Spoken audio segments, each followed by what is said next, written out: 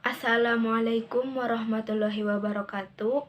Nama saya Anissa Endah Alifianti dengan nomor NIM 212151082 dari kelas C jurusan Pendidikan Matematika Fakultas Keguruan dan Ilmu Pendidikan Universitas Siliwangi. Video ini saya buat untuk memenuhi tugas mata kuliah teori bilangan dengan dosen pengampu Bapak Dedi Muhtadi. Di video ini saya akan membawakan seputar surah Al-Kahfi, yaitu keutamaan surah Al-Kahfi, asbabun nuzulnya, serta membawakan surah Al-Kahfi ayat 1-10. Surat Al-Kahfi merupakan golongan surat Makkiyah karena turun di Mekkah. Surat Al-Kahfi terdiri dari 110 ayat dan merupakan urutan ke-18 dalam Al-Quran. Surat ini dinamai Al-Kahfi atau Ashabul Kahf yang artinya penghuni-penghuni gua. Surat Al-Kahfi sangat dianjurkan untuk dibaca ketika malam Jumat atau pada hari Jumat, khususnya untuk umat Islam. Menurut seorang penceramah, Ahmad Darusadi menjelaskan bahwa surat Al-Kahfi memiliki beberapa keutamaan, diantaranya menangkal fitnah Dajjal, mendapatkan ridho dari Allah, diampuni dosanya dari Allah, serta diberi cahaya kebaikan. Sedangkan menurut Rasulullah Shallallahu Alaihi Wasallam yang ditafsirkan oleh sejumlah sahabatnya bahwa Al-Kahfi memiliki keutamaan, diantaranya yaitu disinari cahaya di antara dua Jumat, disinari cahaya antara dia dan Ka'bah, dilindungi dari Dajjal.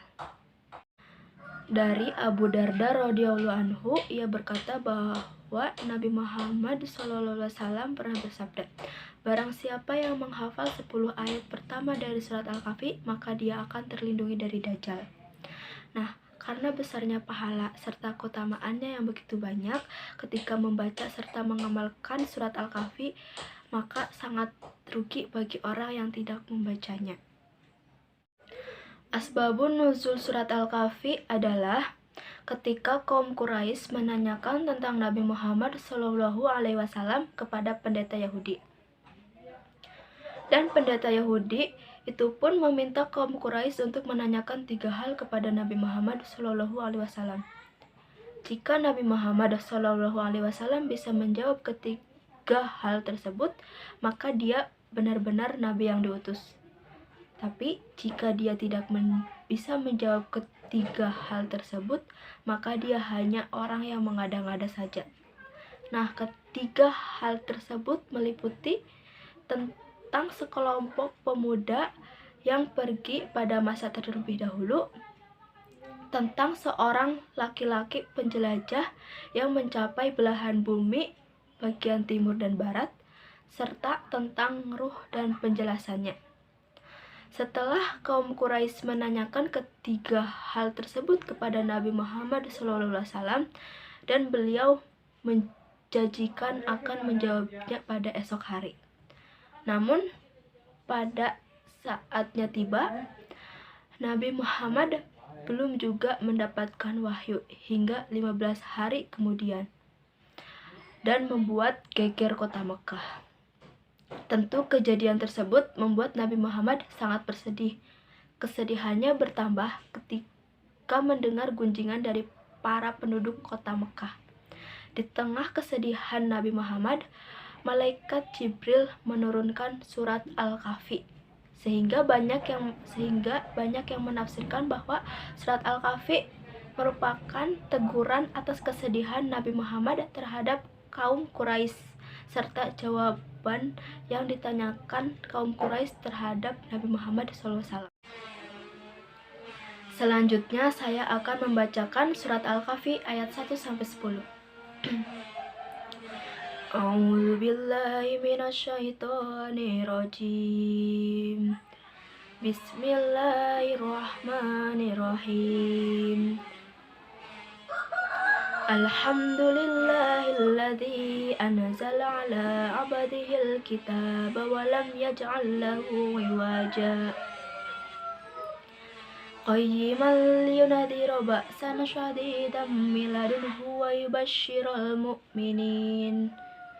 ويبشر المؤمنين الذين يعملون الصالحات أن لهم أجرا حسنا ماكثين فيه أبدا وينذر الذين قالوا اتخذ له ولدا ما لهم به من علم ولا لآبائهم كبرت كلمة تخرج من أفواههم يقولون إلا كذبا فلعلك باخع نفسك على أثرهم إن لم يؤمنوا بهذا الحديث أسفا إنا جعلنا ما على الأرض زينة لها لنبلوهم أيهم أحسن عملا وإنا لجعلون ما عليها صعيدا جرزا أم حسبت أن أصحاب الكهف والرقيم كانوا من آياتنا عجبا إذ أوى الفتية إلى الكهف فقالوا ربنا آتنا من لدنك رحمة وهب لنا من أمرنا رشدا Sadaqallahul azim. Sekian dari saya. Bila ada tutur kata dan pelafalan Al-Quran yang kurang benar, saya mohon maaf. Wassalamualaikum warahmatullahi wabarakatuh. Thank you.